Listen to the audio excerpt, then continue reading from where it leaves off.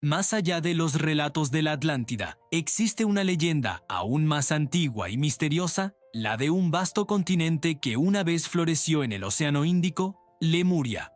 Olvídense de todo lo que creen saber sobre la prehistoria. Los mapas antiguos y los textos sagrados de diversas culturas susurran sobre una tierra perdida, un paraíso habitado por una civilización que superaba nuestros sueños más audaces. Un lugar donde la magia y la ciencia no eran opuestas, sino dos caras de la misma moneda. ¿Están listos para viajar a un mundo olvidado por el tiempo, a la cuna de la humanidad espiritual? Acompáñenme a descubrir los secretos del continente perdido de Mu, conocido por muchos como Lemuria. Según las leyendas, Lemuria no era solo un pedazo de tierra, era un ser vivo, vibrante de energía. Sus habitantes, los lemurianos, eran seres de una estatura impresionante, con una conexión profunda y casi psíquica con la naturaleza que los rodeaba. Se dice que podían comunicarse con los animales y las plantas, no con palabras, sino a través de la empatía y la vibración. Su sociedad no se basaba en la competencia, sino en la cooperación y la armonía. Vivían en una especie de comunión constante, donde el bienestar colectivo era la máxima prioridad. No conocían la guerra ni la codicia, conceptos que les resultarían tan extraños como a nosotros nos resulta su paz duradera. Su existencia era un baile constante con las fuerzas del universo, una sinfonía de equilibrio y respeto por toda forma de vida. La espiritualidad era el núcleo de la civilización lemuriana. No adoraban a dioses en templos de piedra, sino que sentían la divinidad en cada árbol, en cada gota de agua, en el latido de su propio corazón. Se dice que poseían habilidades que hoy llamaríamos psíquicas, telepatía, clarividencia y la capacidad de sanar con las manos y la energía. Sus sacerdotes y sacerdotisas, conocidos como los guardianes del saber, eran maestros en la manipulación de las energías sutiles del planeta, utilizando cristales gigantes como herramientas para canalizar y amplificar esta fuerza vital. Para ellos, la vida era un viaje de aprendizaje espiritual y cada experiencia una oportunidad para acercarse más a la comprensión del todo. La arquitectura lemuriana era un reflejo directo de su cosmovisión. Sus ciudades no eran frías moles de hormigón, sino estructuras orgánicas que se fusionaban con el paisaje. Construían con materiales que parecían vivos, capaces de cambiar de color con la luz del sol o de resonar con cánticos sagrados. Se habla de pirámides que no terminaban en punta, sino en plataformas de cristal que captaban la luz de las estrellas, y de zigurats que servían como observatorios cósmicos y portales energéticos. Sus hogares eran luminosos y abiertos, diseñados para estar en constante conexión con el exterior, sin barreras entre el interior y la naturaleza. Imaginen ciudades de cristal resplandeciente, jardines flotantes y cascadas que fluían a través de los edificios.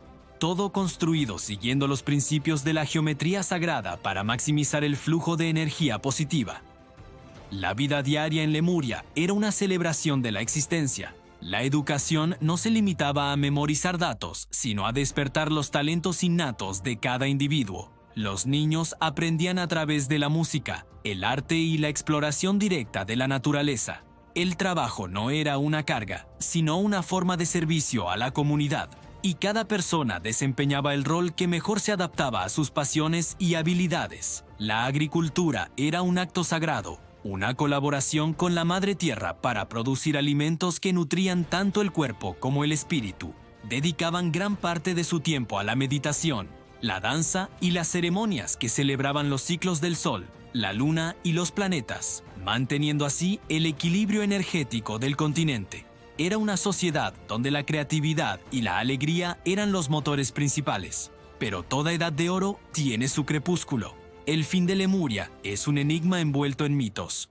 Algunas versiones hablan de un cataclismo natural de proporciones épicas. A medida que el planeta evolucionaba, enormes cambios geológicos comenzaron a sacudir los cimientos del mundo. Terremotos masivos fracturaron el continente y volcanes, que habían permanecido dormidos durante milenios, despertaron con una furia devastadora, escupiendo fuego y ceniza que oscurecieron el sol.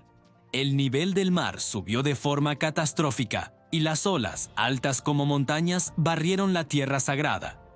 No fue una batalla contra un enemigo, sino una rendición ante la fuerza imparable de la propia Tierra, un ciclo de destrucción y renovación a una escala inimaginable.